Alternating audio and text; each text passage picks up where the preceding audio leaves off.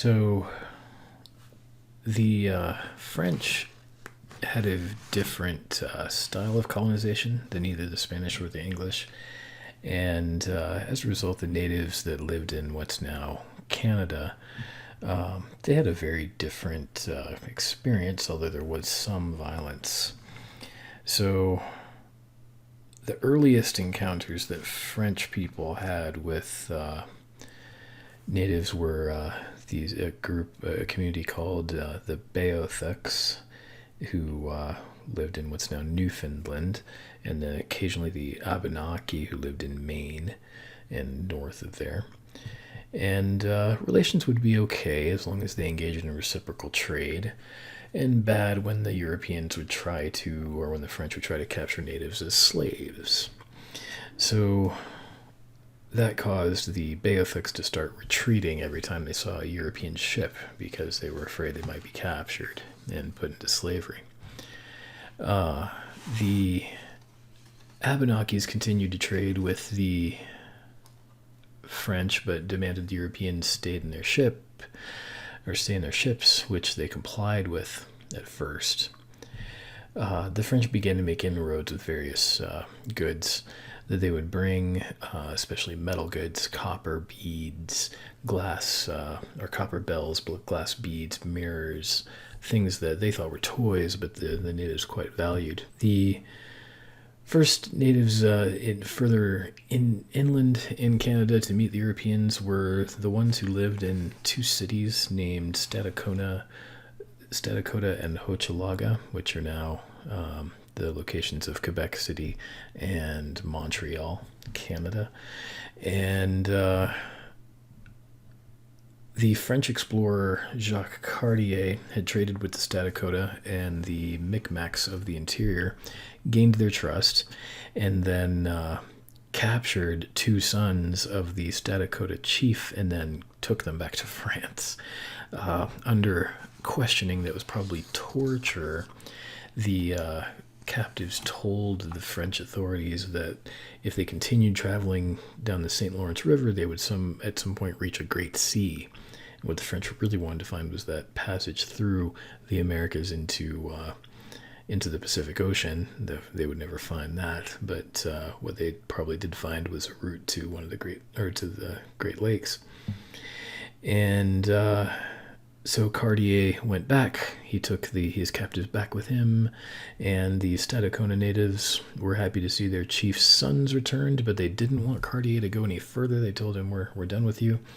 And he ignored that. He went on to the city Hochelaga and made relations with them, and then captured nine more people, including two chiefs, and took them to France to convince the French king to send a larger expedition to capture the wealth of the area. When he returned with them the following year, you can imagine that both the Stadacona and the Hochelaga natives were united against the French. So they drove them out, and the French didn't really have much success establishing any colonies in that part of North America for a while. What seemed to work well for the French was what they had started doing, though, which was trading trinkets, what they called trinkets, which were metal goods mostly, and they'd trade those for furs. The natives had developed a sophisticated fur pelt production process. The men would hunt beaver and otter in their dens in the winter when their fur was the thickest, and then cut the pelts into rectangles. And the women would scrape the inner sides of the pelts to loosen the roots of the longer hair, and that would cover the softer fur, and then they'd stitch them into robes. Because of that preparation, after months of use, the fur would become very soft and comfortable, so they made very good clothing. And the French benefited from this trade considerably. It's traded a lot with the Micmacs at first, and then when they started suffering from disease, moved on to trade with other tribes. what the French did through these trade relationships was create allies who became dependent on them, and that they would trade with them not only trinkets but weapons in order to let them have the best access to furs or dominate other tribes who were providing them furs. So this caused different native communities to become enemies that weren't enemies before, and different natives to treat other people in their regions differently as a result of these new trade relationships they had developed with Europeans, particularly the French. So there was an internal shift in various political and economic alignments, and the conflicts became profound. And so the famous conflict would be what were called the various Beaver Wars between the Huron and the Iroquois. The French benefited greatly, and they became kind of the leaders of the fur trade. And the fur trade was highly successful, both for the natives who were involved in it and for the Europeans who were involved in it, because the beaver fur was kind of all the rage in European clothing well into the 19th century. So for about 300 years, the French dominated this, from the 17th century, the 1600s, until the 1800s, the 19th century. And what they did was encourage the natives to hunt these guys to extinction. Beavers, otters, minks, martens or foxes, and turn them into pelts. The natives hunted so many of these things, it almost drove some of them extinct. But it was highly profitable.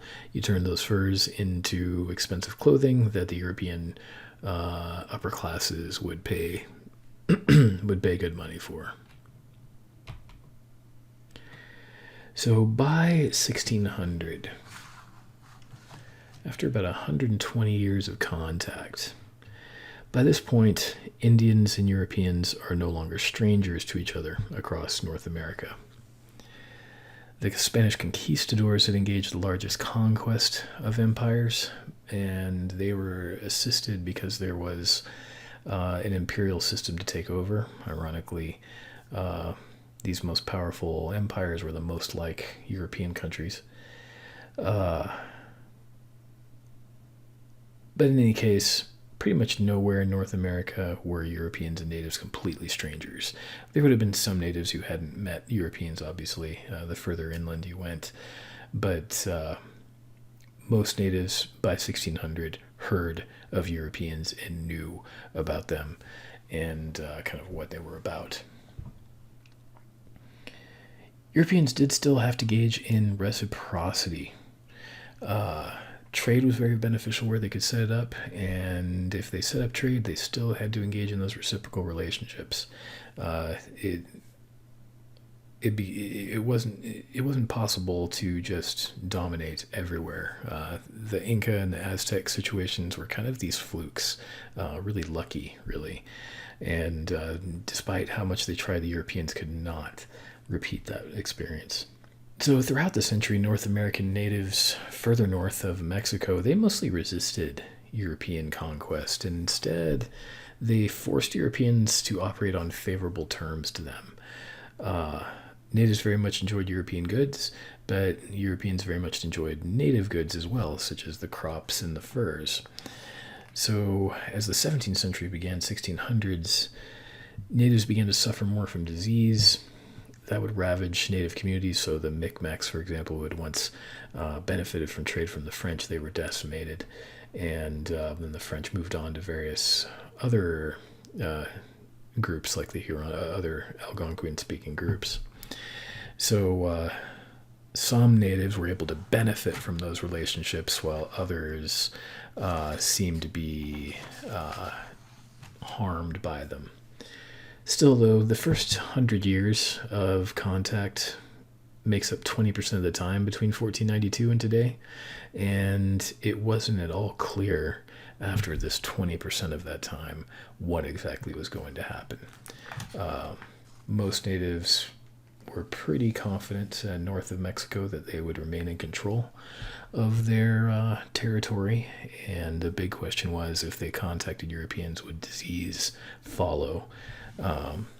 But for the most part, natives were successfully resisting up to this point, and the European control, except in those areas where they had been able to just take over imperial control, like the Aztecs, European control of North America, north of Mexico, was pretty limited to very small enclaves.